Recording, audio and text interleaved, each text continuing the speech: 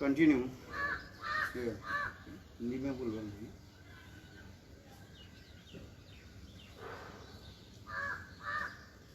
हम लोग शिष्य भजन रहस्य अष्टम जाम साधन मिलन की लिता संभव लीलाओं की कथा हम लोग श्रवण कर रहे हैं, जिसमें भक्ति विनोद ठाकुर बहुत सुंदर रूप में वर्णन कर रहे हैं कि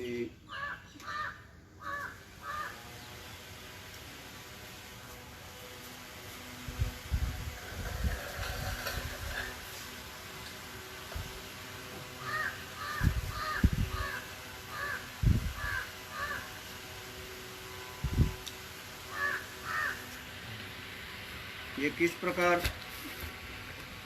साधक भजन साधन करते करते अपने शरीर की उपलब्धि तथा अपने सेवापोजोगी शरीर के द्वारा राधा गोविंद की सेवा की प्रार्थना ही रहे। पहले श्लोक में हम लोग श्रवण किया था कि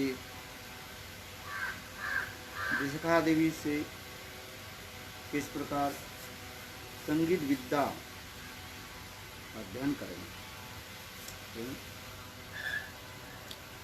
और उस समय संगीत विद्या आदि स्वयं करके कमनीय सुमधुर कंठ कोकिल के मधुर सुर को ध्वनि के पराभूत करने वाले ऐसे समय अर्थात सुस्वर से अत्यंत मादक मधुर रस से गान करके श्री राधा माधव की आनंदित करेंगे और आनंदित होकर के राधा माधव हमें कैसे सुंदर अमूल्य हार अलंकार आदि उपहार स्वरूप प्रदान करेंगे। इस पारितोषिक प्राप्ति से, पारितोषिक में उपहार गिफ्ट, इस पारितोषिक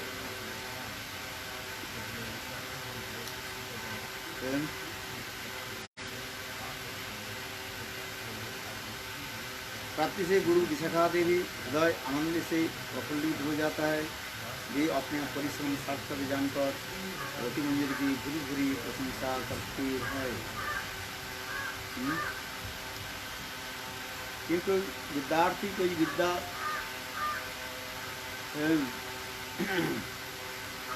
शिक्षक से विचार से जब प्राप्त करते हैं और प्राप्त करके उसके यथायुक्त उपयोग व प्रयोग करते, तब उस समय वो शिक्षक प्रसन्न होते हैं। जैसे गुरु द्रोणाचार्य और अर्जुन, गुरु द्रोणाचार्य अर्जुन के सारे अस्त्र विद्याओं को शिक्षा दी और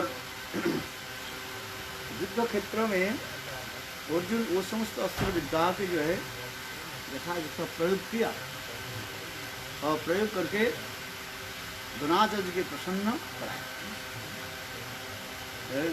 यद्यपि गुरु और द्रोणाचार्य विपरीत रूप में रह रहे, द्रोणाचार्य किसके पक्ष में रहे? कौरवों के पक्ष में।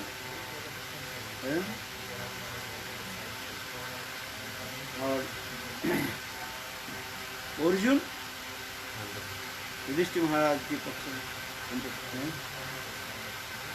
किंतु अर्जुन जब ऐसे सुंदर सुंदर बाण आदि बाण में छोड़ते देख करके द्रोणाचार्य प्रसन्न होते हैं।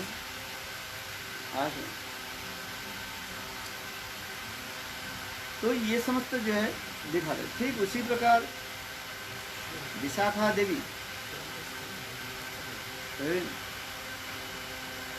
रति मंजरी आदि को जो है ऐसे सुंदर सुंदर संगीत कला की विद्या शिक्षा में सुनिपुण करा करके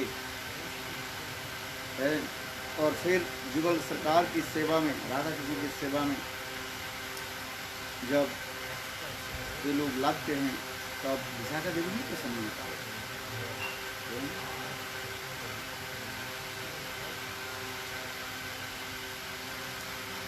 इसलिए सिद्धार्थ गोस्वामी अपने स्वरूप में स्थित हो रति मंजरी की जुगल सेवा साधन के लिए वैदग्ध्यपूर्ण पूर्ववासित परिहासमय वाणी की शिक्षा पाने के लिए उत्कंठित होते हैं। इस परम सुस्वादु मादक मधुर रस संबंधी वाक्य परिपाटी शिक्षा के लिए विशाखा देवी गुरु के रूप में वर्ण करते हैं।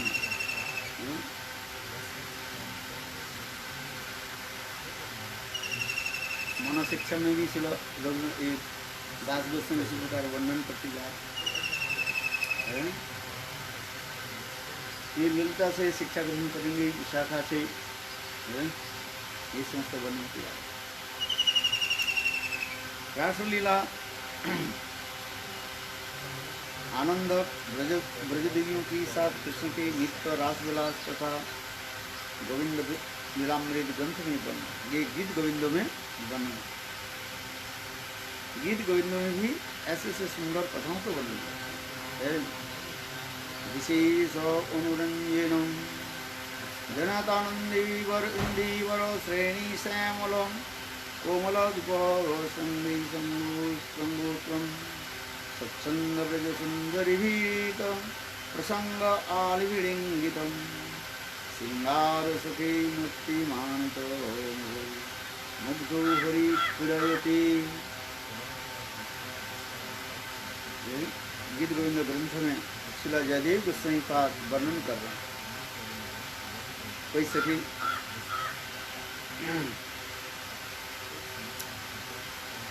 इस पर हे सखी जो समस्त गोपियों की प्रीति एवं आनंद विधान करते हैं वह श्यामवर्ण सुकुमार नीलकमल सदृश अंग कांति से श्याम अपने पुनः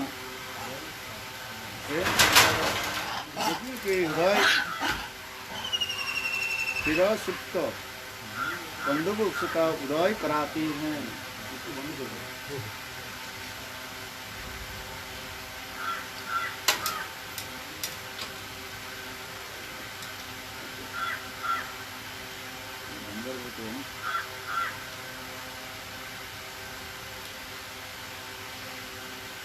गोपियों की अंग प्रसंग में आलिंगित वे कृष्ण वसंत काल में मूर्तिमान श्रृंगार की भांति पीड़ा कर रहे हैं।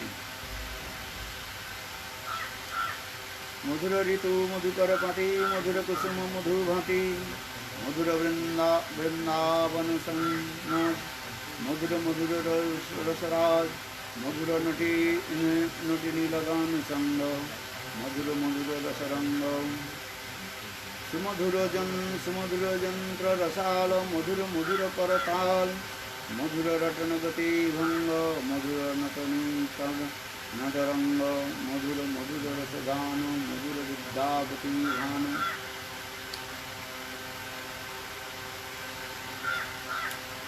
रस विदग्ध चूड़ामणि धीरललित नायक ब्रजनंदन श्री कृष्णचंद्र मूर्तिमान कामदेव के रूप में पकड़ी धोकर ब्रजदेवियों के साथ श्रृंगार रस का आस्वादन करते हैं।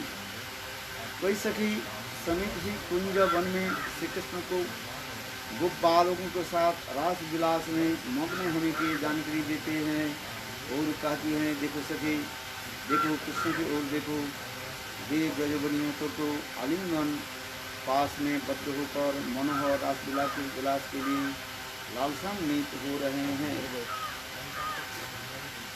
कोई गोपरमणि अनुराग के साथ श्री कृष्ण का आलिंगन कर मधुर मधुर स्वर से गान कर रही है और कोई अपने अंतरंग एवं कठिन क्षणों के द्वारा श्री कृष्ण को निपीड़ित कर रहे हैं।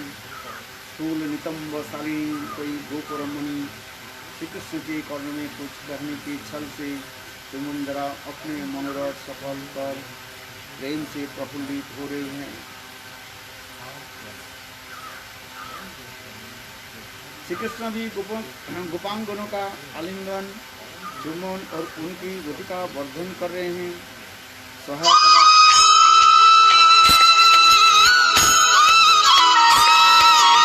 करने में प्रवृत्त हो रहे हैं।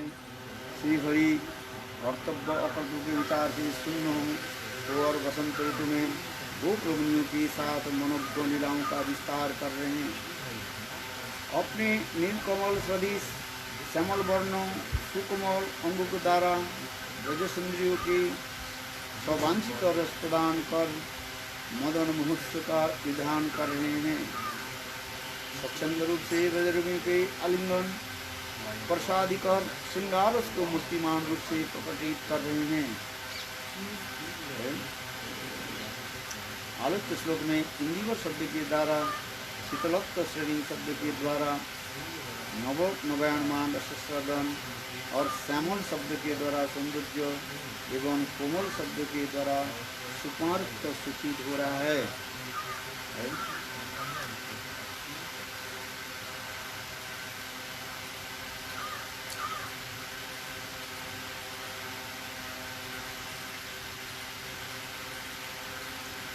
यदा जातो दैवं मधुरी परसो लोचनस्य पदं तदास्माकं चेदं मदन अत केनाङ्कृतं हम अद्भुतम् पुनर्निर्मीषे सक्षणोऽपि दिशोरेति पदवीं यथा अस्मितम् अखिलघटिकारत्नखचितः। श्लोक नंबर 24 24।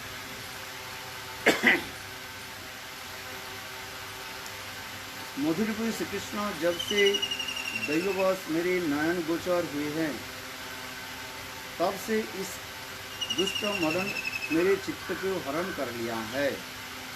फिर भी पुनः जिस मुहूर्त में वे मेरे दृष्टिगोचर होंगे तब मैं उस समय उन समस्त घड़ियों को रत्न से सुशोभित कर देंगे।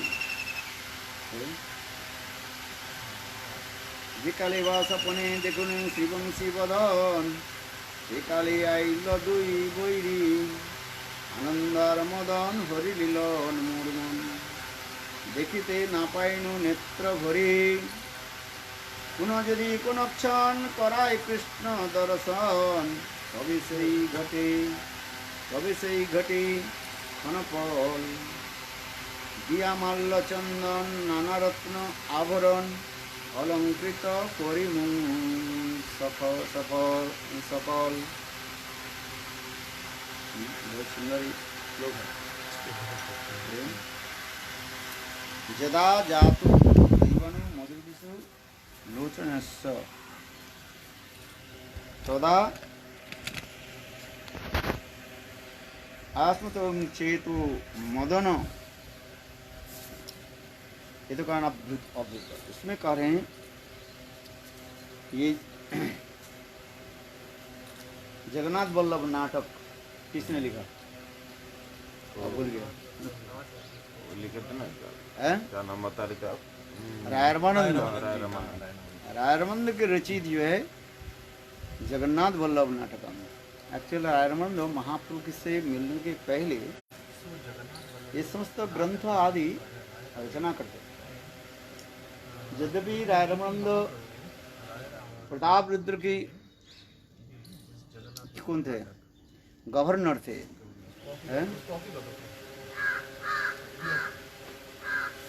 जगन्नाथ वल्लभ की किंतु तथापि कैसे रसिक थे ये। इस प्रकार एक तो साधन भजन भी करते थे, भगवत नाम कीर्तन आदि करते थे और साथ ही साथ राजकार्य परिचालन भी करते थे। वो गवर्नर थे, the governor of south India रायरमानंद। राजा प्रताप रुद्र की वो अत्यंत है। और सभा कवि भी थे, परिषद भी थे। जब बड़े बड़े सभा आदि होती थी तब उस समय राय रमानंद उस सभा को जो है अलंकृत करते थे, है? सभापति के वो अलंकृत करते थे, है? ऐसे साधारण नहीं है। और दूसरी बात है, उसी सभा में बड़े बड़े अद्वैतवादी लोग भी आते थे, जैसे सार्वभौम भट्टाचार्य है। पहले तो सार्वभौम भट्टाचार्य शंकर फिलोसोफर थे, अद्वैतवाद। उस सभा में राय रमानंद की अंतिम भाषण होता था, सभापति भाषण, अंतिम भाषण होता है। उस अंतिम भाषण में राय रमानंद ऐसे सुंदर मधुर पदावली, यानी राधा गोविंद की पदावली, कीर्तन और उनके रसमाधुर्य कथा आदि बोलते थे। वो सभापति हो गए ना, उनके पास टाइम तो यही है, अनलिमिटेड रहता है। जो वक्ता जो होता है, जनरल वक्ता होता है, इसके समय दिया जाता है 10 मिनट 5 मिनट है। सभापति जब तक बोलना है बोले, सब तक सभा होती है, जब तक बोले छोड़े कौन, उसके कौन टोकने वाला थोड़ी है। तो राय रमानंद उस सभा में ऐसे सुंदर सुंदर कथा आदि बोलते थे, ये देख करके अद्वैतवादी लोग भी चौंक जाते थे, आश्चर्य होते कितने सुंदर। किंतु अद्वैतवादी लोग मायावादी होने के नाते ये सब कथा में रुचि नहीं रखते। विशेष करके राधा कृष्ण की जो संभोगमय लीला की कथा राय रमानंद व्यक्त करते थे, और ये समस्त अद्वैतवादी लोग, ज्ञानी लोग हंसी मजाक उड़ाते थे, हंसी मजाक उड़ाते थे। तो यह पर भी करते जा रहे हैं। भक्ति विनोद ठाकुर इस श्लोक को जो है कोट किया। श्री राय रमानंद ने सकृत जगन्नाथ वल्लभ नाटक में श्री राधा के प्रगाढ़ कृष्ण अनुराग का वर्णन प्रस्तुत श्लोक में किया है। श्री राधा अपनी अंतरंग सखी मदिनिका के निकट अपने हृदय स्थित कृष्ण अनुराग की अभिव्यक्ति कर रही है।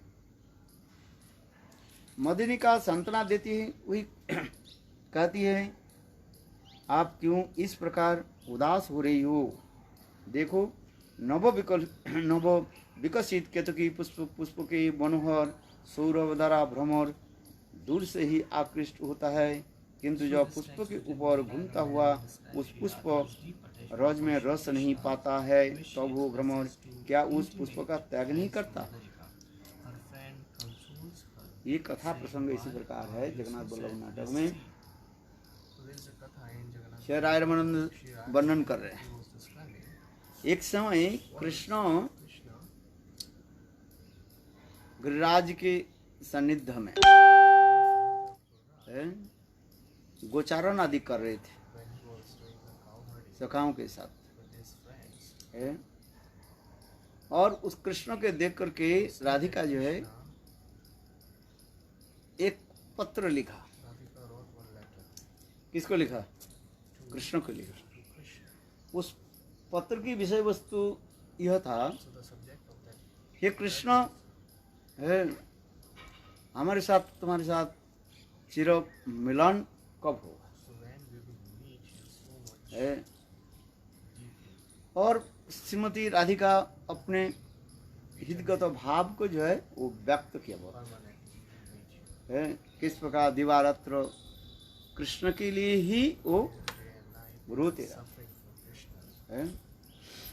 इसलिए उस पत्र के पढ़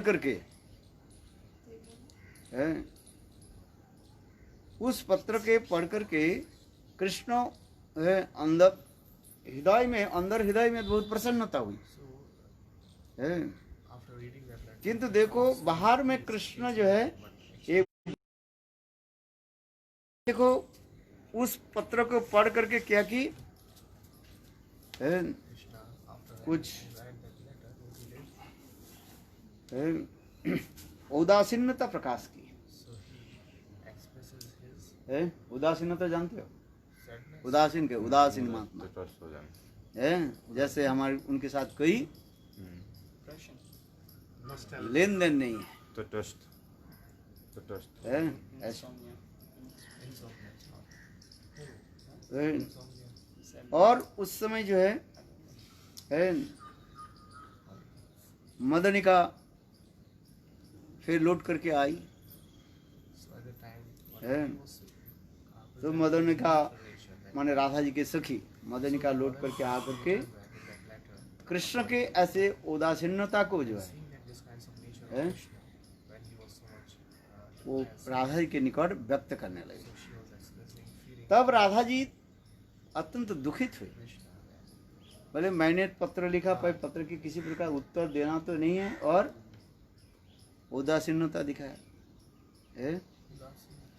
उदासीन अटैचमेंट डिटाच, तटस्थ हो जाना। इससे हम उनके साथ कोई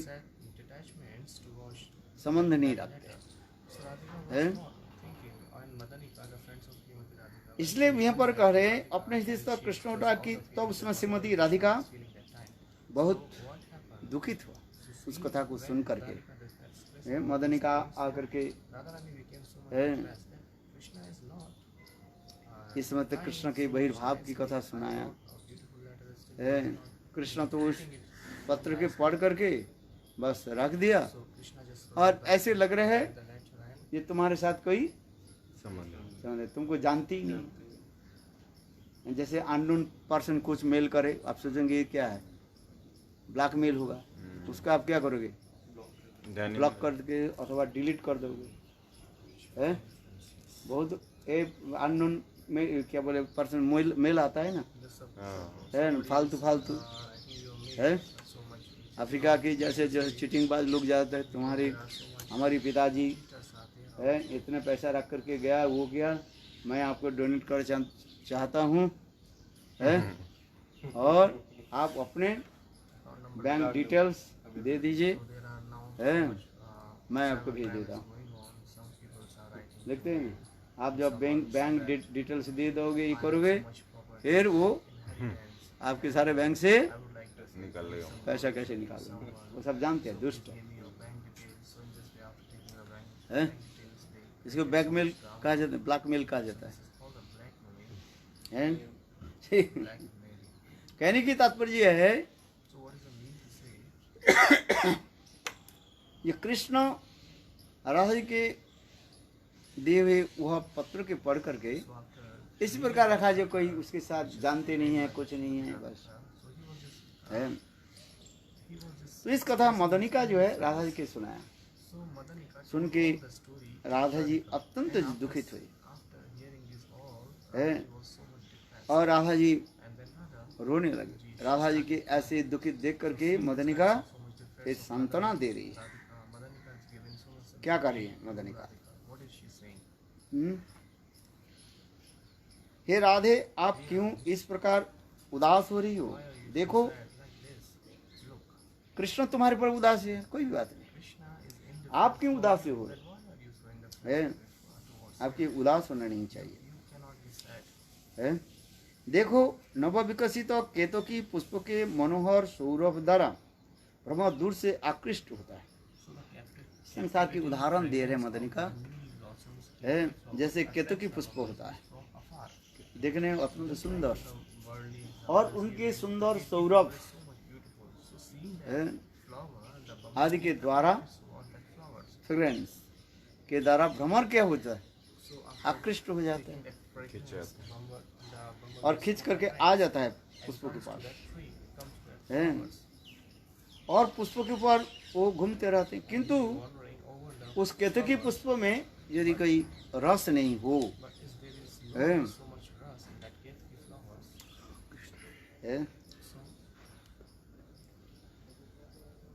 तो पुष्पों का त्याग नहीं करता वो, तब भी भ्रमर जो है बार बार उस केतकी पुष्प के चारों तरफ घूमता रहता है, मुड़मुड़ाता रहता है, बनमन बनमन मन करता है, गुनगुनाता। क्यों?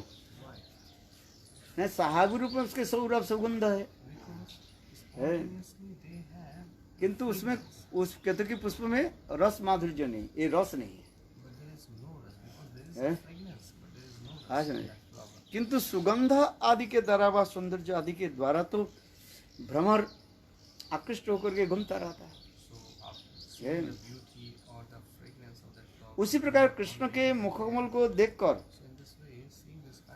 आप आकृष्ट हो, किंतु देखो उनमें कोई प्रेम नहीं है, अथवा प्रेम रहने पर भी आपको प्रेम का गुणांकन नहीं करते हैं, तो उसका त्याग देना ही उचित है, फिर करें। प्रेम क्या करते हैं? प्रेम एक दूसरे के आकृष्ट कराते रहते हैं। प्रेम की यही लक्षण होता है, एक दूसरे के क्या करते रहते हैं? आकृष्ट कराते हैं। किंतु आकृष्ट होकर की प्रेम की यदि प्रतिदान नहीं मिले तब क्या करना चाहिए? प्रतिदान, प्रतिदान क्या है? वो भी करे रिसिप्रोकल होता है ना। प्रेम की यदि आदान प्रदान नहीं हो, एक तरफा हो जाएगा तो प्रेम एक तरफा बन जाता है, और प्रेम एक तरफा बन जाने से उसे कोई महत्व नहीं रहता है। ददाती प्रतिगृह्णाति होता होना चाहिए, ददाती प्रतिगृह्णाति। यदि ददा receiving end giving and receiving नहीं हो है, तो उस प्रेम की महत्व कुछ नहीं रहता है। श्री राधा इसलिए कहते हैं, वह मदनिका सखी जो है श्री राधा की धैर्य अवलंबन पूर्वक कहने लगी, अच्छा तो अब उन्हें छोड़ दिया। तो ऐसे कहकर भयभीत चित्त से कंपित होकर कंपायन स्वर से कहने लगी, रे सखी तुम्हारे कहने पर, तुम्हारा कहने के अनुसार मैंने उसका त्याग तो कर दिया है, किंतु उसे रूप गुण की स्मृति को त्यागने असमर्थ हूँ। राधा जी कह रहे, अच्छा वो हमारे ऊपर प्रेम नहीं करते हैं, इसलिए मैंने किया कि उनको त्याग दे दे, किंतु त्याग देने पर भी उनके सुंदर जो नाम की मधुरता, रूप, सौंदर्य, गुण है, हमारे स्मृति पट से कभी जाते भ्रमर गीत में आ रहे कथा इत्यर्थ मृगेन्द्र विव्रति लुब्ध धर्म स्त्री विरूपम स्त्रीत काम्यानाम बल्यपि बलिमत्वा तथा तदलमसि सखे ध्वंसवत्। राधा जी कितने सुंदर कथा उदाहरण दिया। मृगरूपी कपिंद्र, मृग के अरी कौन है? मृग अरी व्याध को मारा थे। देखो तुम्हारे जो माने श्रीमती राधिका महाभाव में स्थित होकर के है, कृष्ण के ऊपर से जो है वो निंदा करे, निंदा छले स्तुति कहा जाता है,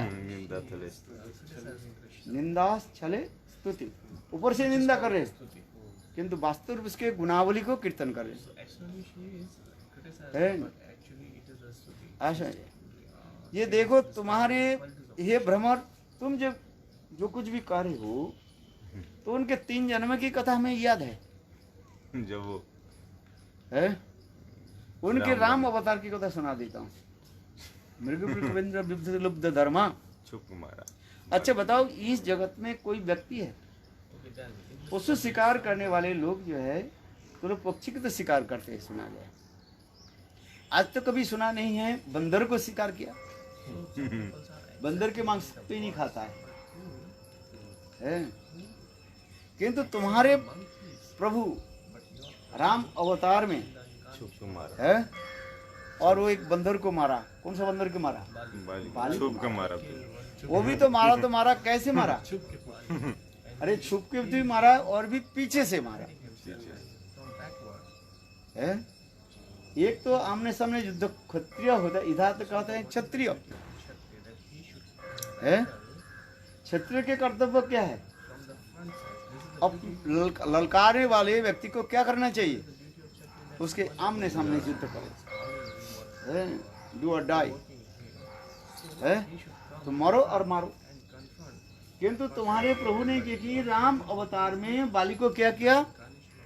एक तो छुप करके मारा, दूसरी क्या है? पीछे उसके पीछे से बन चला है। तो ये कही तो मेरे को विव्रते लुब्ध धर्मा है। और दूसरी बात कहते हैं सुपने खा को काटा है, सुपने खा को भी बने ना। इसमें कहते हैं मैं तो स्त्रीजीत है। अरे स्त्रीजीत और स्त्री अजीत, स्त्री को जय किया, काम को जय किया क्या नहीं? इधर कहते तो मैं ब्रह्मचारी हूँ, ब्रह्मचारी वेश धारण किया है, ब्रह्मचारी वेश धारण किया, जटाजूट धारण किया है, और जटाजूट धारण करके तीर धनुष के कांध लेकर चलते, तीर धनुष के कांध पर लेकर चलते। साधु सन्यासी की क्या जरूरत है? अस्त्र लेकर के चलना। भाई हम अस्त्र लेकर के तब चलते हैं जब हमारे पास बहुत धन संपत्ति, कोई चोरी करेंगे लेंगे। डंडा लेके जाते हैं वृंदावन है। हाँ, वृंदावन में बंदर के लेकर के, बंदर के जो है भैंसे जो है आपको डंडा लेना, बिना डंडा से राज जाओ तो बंदर किसी समय आपको अटैक करते हैं। आप साधु हो और असाधु हो, कुछ हाथ में खाने पीने को तो और जल्दी है। किंतु देखो आप सब इधर तक मैं ब्रह्मचारी हूँ है। अच्छा, ये ब्रह्मचारी होकर के क्या किया? अपने स्त्री के सुंदरी स्त्री को लेकर के घूम रहे। ये ब्रह्मचारी के लक्षण थोड़ी होता है। और एक साधु वेश धारण किया, माने ब्रह्मचारी वेश, कैसे सुंदर जटाजूट को लगा दिया है। हाँ, रामानंद सागर में देखा ना है? साधु वेश धारण किया, लाल कपड़ा धारण किया, और लाल कपड़ा धारण किया तो पत्नी के साथ में घूम रहे। ये कौन सा लाल कपड़ा धारण है? ये कौन सा ये है? अच्छा चलो कोई बात नहीं है, कोई भी वस्त्र आप धारण करे उससे हमें क्या लेना देना है?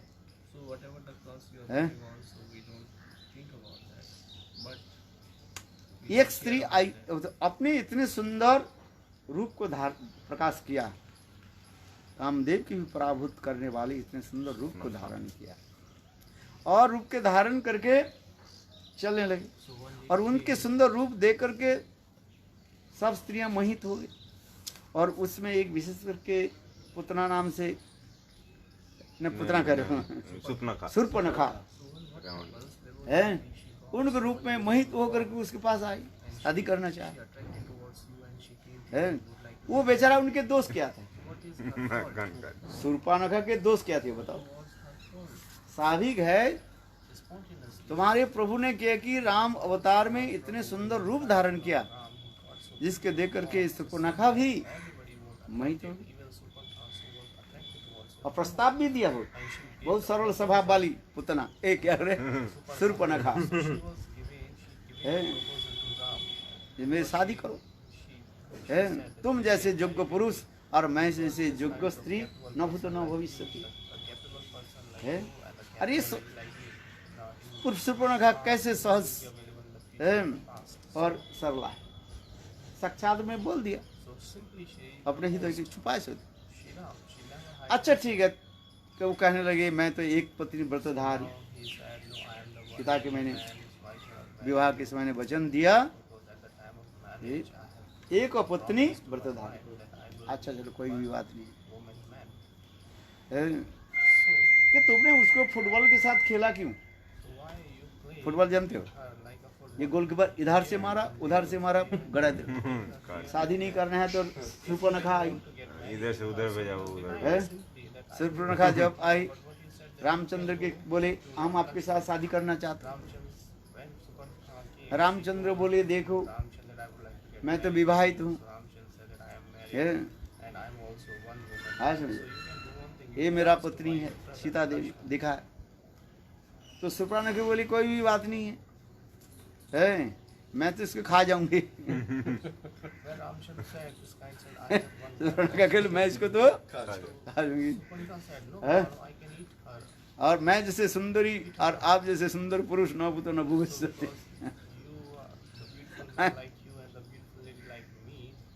मेरी शादी करो।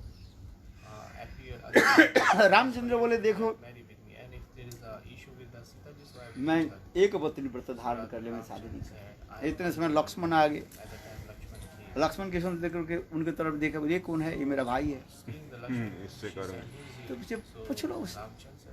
रामचंद्र ने कहा है अच्छा। इधर तो रामचंद्र उसको किसके पास भेज दिया? लक्ष्मण के पास। है फिर लक्ष्मण क्या बोले? बोले दासी बनना पड़ेगा। बोले देखो आप राजकन्या होकर के एक सेवक के साथ क्यों शादी करना चाहते? आप सेवक के साथ शादी कर तो आपको क्या बन के सेविका बनना पड़ेगा। मैं तो भगवान, मैं तो मेरे भाई राम के सेवा करते है, तो तुमको भी ऐसे करना पड़ेगा। लक्ष्मण भी ऐसे बोले है। आज सुपर्णखा बोले मैं थोड़ी सेविका थोड़ी बनूंगी, दासी थोड़ी मैं बनूंगा। बोले ये उधार जाओ जैसे आपकी इच्छा। तो वो विचार कर रामचंद्र के पास फिर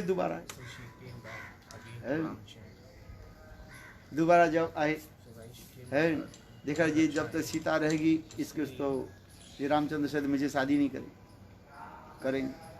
इसलिए सुपर्णखा ने की सीता जी को खाने के लिए है ऐसे विकराल रूप धारण के है। तो उस समय रामचंद्र के इंगित से लक्ष्मण ने क्या कि उसको नाक और कान तलवार से काट दिया बलवृंदावन में। एक तो शादी करना नहीं है, शादी ना करो ना करो, अच्छा पूरा ही मार दे देता अच्छा ही है। और उसे कुरूप क्यों बनाया है? स्त्री के कुरूप बनाना ये तुम्हारे धर्म नहीं है। मार देते एक बार कोई भी बात नहीं, वो तो आतोताई थी, सीधी बात। आतोताई जानते हो? आतोताई को देखते हैं मारना चाहिए। आतोताई को तो मारना चाहिए था है, किंतु तुमने उसको पूर्ण रूप से नहीं मार करके उनको क्या कर दिया? कुरूप बना करके छोड़ है। अरे उनको क्या, वो बेचारे को उनके क्या दोस्त थे बताओ? दोस्त तो तुम्हारा है। राधा जी कह रहे हैं राम रूप में दोषित राम की है?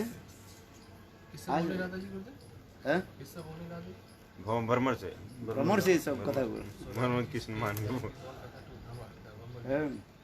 ब्रह्मवती की कथा है ना। फिर बलि के बोल रहे हैं, बलि को चला ऐसे भी कि राम, अच्छा राम अवतार के छोड़ दो बलि की कथा सुनो। बलि महाराज की कथा, कितने सरल व्यक्ति हो, दान देने के लिए बैठे। और तुम्हारे प्रभु राधा जी कहने भ्रमर को, और तुम्हारे प्रभु वामन दुख के रूप धारण करके है, छोटा क्या बोलते हैं लेफ्ट है, बावन रूप धारण करके आए। और बलि महाराज के बोले हमें कुछ दान दो, ब्राह्मण पुत्र हूँ, ब्राह्मण पुत्र के दान। बलि महाराज बोले मांग लो जमा। बोले इधर तो बहुत दैन्य दिखा है बलि क्या बोले वामन महाराज, वामन देव भगवान। मैं तो ब्राह्मण निर्लोभी हूँ, मुझे कुछ नहीं चाहिए, बस त्रिपाद भूमि चाहिए। वो भी देखा छोटे छोटे पैर है। और दान लेने के समय बलि महाराज के सर्वस्व हरण कर लिया। ये सब कथा भागवत में वर्णन है, बलि वामन देव की कथा है। और तीसरी और एक कथा किसका है? कौवा, कौवा बोला ना, कौवा जैसे ये देखो आहार खा जाता है उसी को ये करते हैं। यथा धम शब्द, धम से शब्द के अर्थ होता है कौवा। कौवा क्या करता है? जिस पत्तल में खाता है उस पत्तल को भी छेद करता है। जैसे कोई व्यक्ति कोई पूजा की सामग्री लेकर के मंदिर के तरफ जाते हैं, कौआ क्या करता है, उसके ऊपर चोंच मारता है और चोंच मार करके उसके डराते हैं और उनके सारे पूजा की सामग्री वो क्या करते हैं, ले अपहरण कर ले, खा लेते। क्यों? ये कौआ की जो रंग जो है काले है और तुम्हारे प्रभु के रंग भी उसी प्रकार है। श्रीमती राधा जी कह रहे हैं वास्तव रूप में देखा जाए तुम्हारे प्रभु के कोई दोष है। दोष किसका है? उसके रंग का दोष है। हाँ समझ, वो इसी प्रकार भी कर रहे हैं। चलो मृग कविंद्र विद्वते लुब्ध धर्मा, उसी श्लोक में राधा जी फिर भी कथाओं को छोड़ नहीं पाते हैं। किंतु तो भ्रमर कर रहे हैं, अंत में कह रहे हैं अच्छा हमारे सारे प्रभु के जो दोष ही आप कहते जा रहे हो, कथा क्यों करो? तो उनके अन्य कथा बोलो ना, है ना? कहते यही तो मेरा द्रोह है। इनकी कथा छोड़ नहीं पाते, इनके इतने सुंदर कथाएं जो है कैसे छोड़ी। इसलिए यहाँ पर भी राधा जी कह रही हैं, श्री राधा धैर्य धारण पूर्वक कहने लगी अच्छी तो अब मैं छोड़ दिया, उनको छोड़ दिया है, किंतु उनकी कथा को हम छोड़ नहीं पाए हैं। हे सखी तुम्हारे कहने पर मैंने उनका त्याग तो कर दिया, किंतु उनके रूप गुण की स्मृति को त्याग देने में मैं असमर्थ हो गया। समर्थ है। ये कृष्ण के नाम रूप गुण आदि इतने मधुर है। व्यक्ति के छोड़ दिया, किंतु उनकी नाम उनके रूप गुण आदि मैं छोड़ नहीं पाता। बोले कृष्ण में यही विशेषता है। कृष्ण में यही विशेषता है। एक बार कृष्ण नाम किसी के अंतर हृदय में प्रवेश कर जाए, वो बड़सी है ना, बड़सी किसको कहा जाता है? मछली पकड़ने वाले जो डंडा होता है, और उसके धागा के अंत में क्या रहता है? कांटा रहता है। ये ऐसे इस टाइप होता है।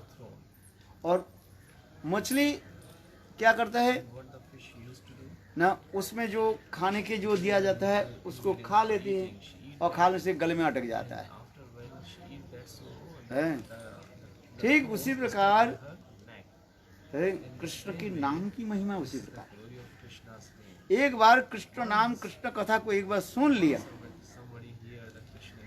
और उनके हृदय में जो प्रवेश कर गया तो बाहर निकले नहीं।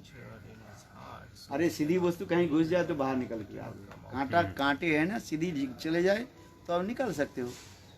और कोई कांटे यदि टेढ़ा मेढ़ा हो, जैसे एक प्रकार के कांटे होता है गोखुरा कांटा कहता है, ऐसे ऐसे टेढ़ा होता है, वो इधर से घुसे वो निकलेंगे नहीं, वो निकलना बहुत कठिन है।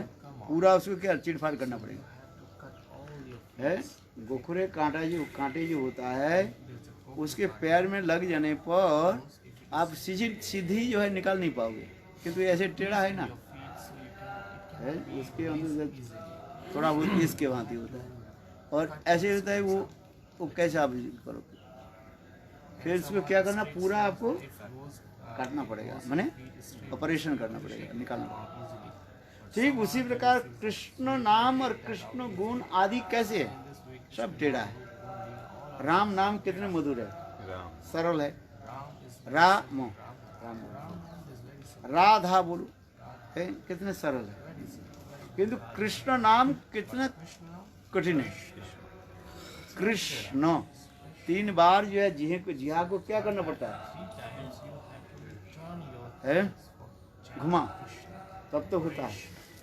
कृष्ण जैसे टेढ़ा, उनके नाम भी ऐसे भी टेढ़ा, उनके गुनावली उसी की भी टेढ़ी है।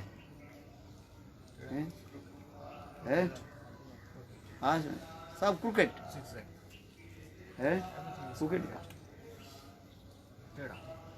इसलिए कहते देखो श्रीमती राधिका कह रही हैं इसलिए कृष्ण कथा त्याग देने में मैं असमर्थ हूँ। जितना ही मैं त्याग देने की चेष्टा करती हूँ उतना ही उनकी स्मृति मेरी मानस पटल पर उदित हो रही है। उनका मृदुमंद हास्य युक्त मुख कोमल पके बिंब फल के सदृश आरुक्तिम अधर है, जिनकी वंशी विराजमान है, उस मनोहर दर्शन के समय मदन आनंद नाम के द्वारा शत्रु आकर मेरी दर्शन को बाधा उपस्थित करते हैं। चैतन्य चैतामृत में वर्णन हो रहा है। जे काले बा सपने देखिनु से दुई ऐसे बंदर सही काले आइलो दुई बैरी आनंदर मदन हरि लीलो मोर मन कि देखो आओ नेत्र। बोले कृष्ण नाम रूप गुण की कथा यदि इतने मधुर है और इतने हृदय को जो है वो ग्रसित कर लेता है, ग्रसित माने हृदय में फंस जाता है, उसके निकलना संभव ही नहीं है। इसलिए कहता है जे काले बा सपने देखने से चांद बदन सही काले आइलो दुई बैरी। अकस्मात कृष्ण कभी हमारे आंगन में प्रकट हो है, उनके ऐसे सुंदर रूप देख करके हृदय में इतने आनंद अनुभव होता है। और साथ ही साथ क्या होता है, मदन हृदय के मोहित कर देता है, मदमत्त करा देता है। जैसे कोई व्यक्ति शराब पी लेने से जैसे मदमत्त हो जाते हैं, उनके सिर कहाँ घूम रहे हो जाए, ठीक उसी प्रकार अपरागित चित्त मदन व काम जिसको कहा जाता है, वो आकर के हृदय में ये मन को क्या कर देता है, विडोलित आरुलित और विडोलित कर देते हैं। इसलिए राधा जी का जे काले वे सपने देखने से चांद बरन बदन से काले आइलो दुई बई आनंद और मदन। आनंद में क्या होता है, अश्रु आता है, आंखों की आंसू की धारा है? आंखों की आंसू की धारा है? कितने प्रवाहित होता रहता, टीयर्स फॉलिंग डाउन, बंद नहीं होता। अरे आंखों के आंसू की धारा बंद हो जाए तो गोविंद के दर्शन करें,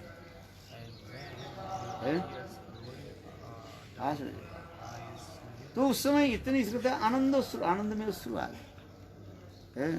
अनेकों दिनों के बाद जब अपने प्राण गोविंद के मिलते हैं तो राधा जी तो यही तो बने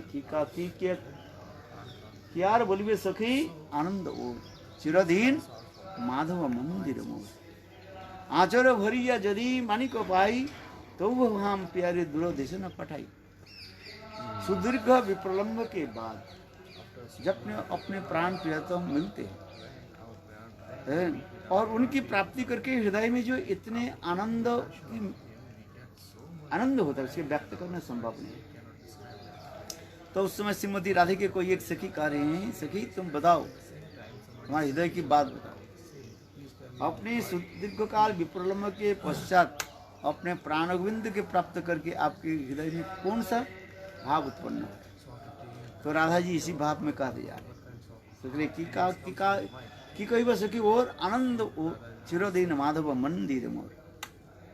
ये माधव कृष्ण चिरदीन मेरा हृदय रूपी मंदिर में रहे।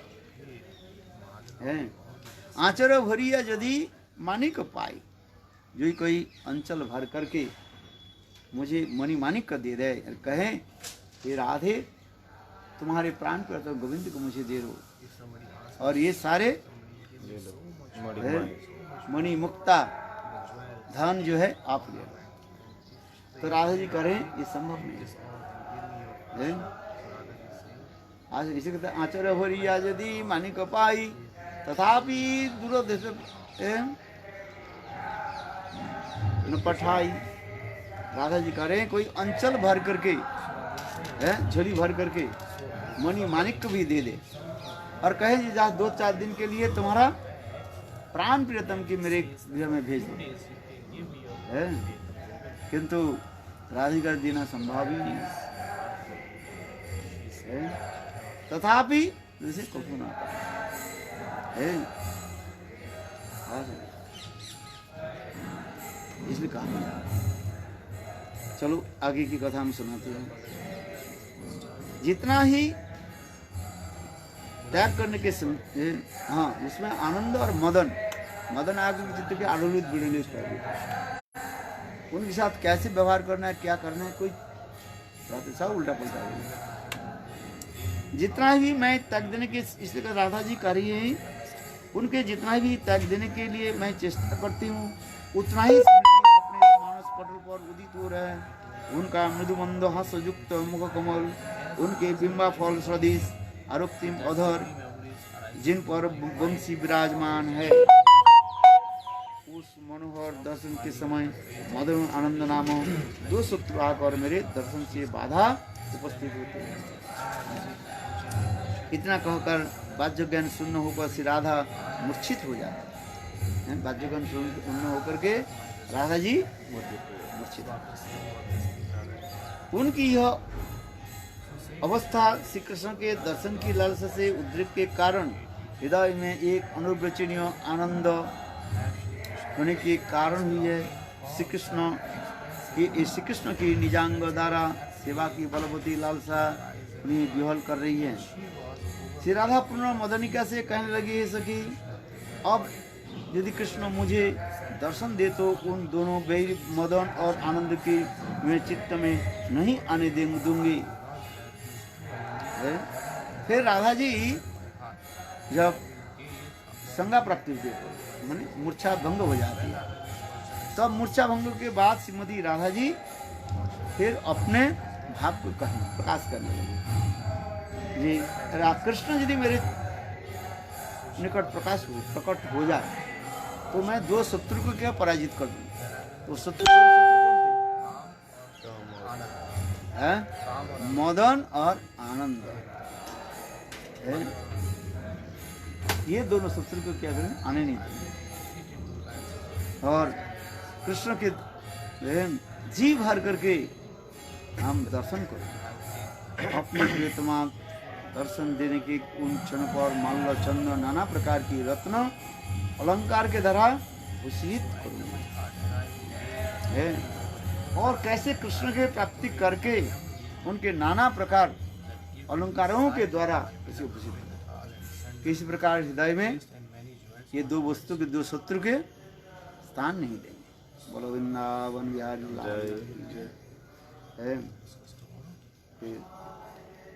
और एक दो श्लोक रह गया, काल ग्रंथ पूरा हो जाएगा, ग्रंथ पूरा समाप्त हो गया।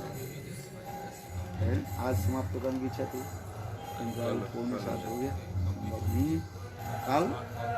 और एक श्लोक रह गया है, अंतिम श्लोक ये कितना है। क्लास होगा है? कितना क्लास हुआ होगा इसका? 120 130 हो गया। 30 क्लासेस है 250 से ऊपर क्लास है। आज सुबह शाम की हैं? बहुत क्लास। मैं कितने साल कितने महीने कर दे रहे? 3 महीने स्टार्ट 3 महीने मार्च से शुरू, मार्च के अंतिम से शुरू किया। 5 महीने हो गए। 5 महीने कैसे? अप्रैल मई जून जुलाई 4 महीने हो गए। 4 मंथ सम डेज 4 महीने हो गए ना। 4 महीने 4 महीने में से एक महीने में एक महीने में 30 क्लास होता है। चलो यदि ऐसे विचार कर 4 महीने में कितने होगा? 120 क्लास नहीं 20। अच्छा वो 20 जो क्लास है ये भजन है, भजन रहता था। हाँ समथिंग अराउंड 135 क्लास 135 क्लास है। मेरा मे बी 135 140 क्लास क्योंकि तो तिथि आ गई या कुछ और इवेंट आ गया। नहीं तो सुबह वाला हम उसको छोड़ेंगे खेती के, हम उसको ये भजन रस की कथा जो है कंटिन्यू करते रहे। तिथि आ गया तो तिथि के बाद अभी क्या करेंगे हमारे हैं? अभी कौन से क्या करेंगे? अभी काल के बाद जो है प्रेम संपुट ग्रंथ से फिर एक बार करने की इच्छा है। मैंने एक बार प्रेम संपुट ग्रंथ जो है पाठ किया था। क्या है? रूप गोस्वामी विश्वनाथ चक्रवर्ती प्रेम संपुट विश्वनाथ चक्रवर्ती ना रूप गोस्वामी विश्वनाथ चक्रवर्ती। जैसे इनका वर्णन आता है सुपर्णखा से उनके नाचन काट दी गए तो मायावी थी तो दोबारा उनका आ जाता उनका वो तो कुब्जा के रूप में आई महाराज जी। दूसरी हैं? उपजा ग्रुप में आई। काट दिया क्या सुपर्णिका का, तो वो तो मायावी थी, तो दोबारा से नहीं बना सकती थी अपना नाक काट। नहीं जितने मायावी के रूप में तो कटा नहीं है, उस स्वरूप में आ गया ना वो। खाने दौड़ी ना जब वो खाने की दौड़ी अपने स्वरूप पे प्रयोग तब तो चल गया। सबके शुरू से आके तो गड़बड़ हो जाएगा। इधर उपजा के रूप में आई तो उसको कृपा हुआ।